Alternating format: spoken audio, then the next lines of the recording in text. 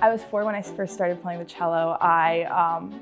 My dad helped establish a music program at the library, and we gave the cellist a ride, and I was very enthralled by how you had to put a seat down to play the cello or to fit it into our car.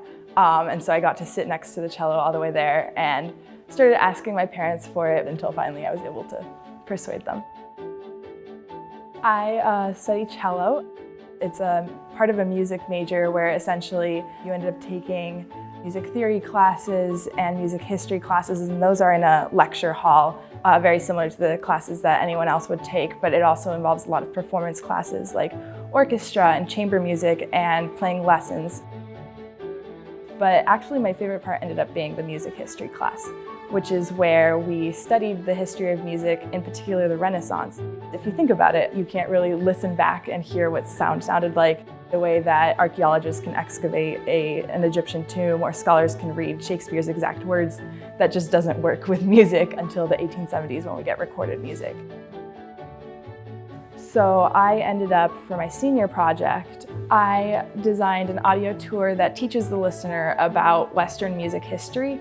Essentially, it's a walking tour of the Museum of Fine Arts in Boston that goes all the way from ancient Greece to the 20th century, learning about music history from the art, looking at this art and then listening to the kinds of music and learning about the kinds of music that was being composed at that time, which is really interesting to me because not only can the art tell us how an instrument was played and what exactly it looked like, but you also see the social context of that and get a better idea of that civilization's relationship with music too. I think that with the tour, there are a number of takeaways that people could walk away with. I personally just think that the stories and the way that music developed are really fascinating, and music is a part of pretty much everyone's life.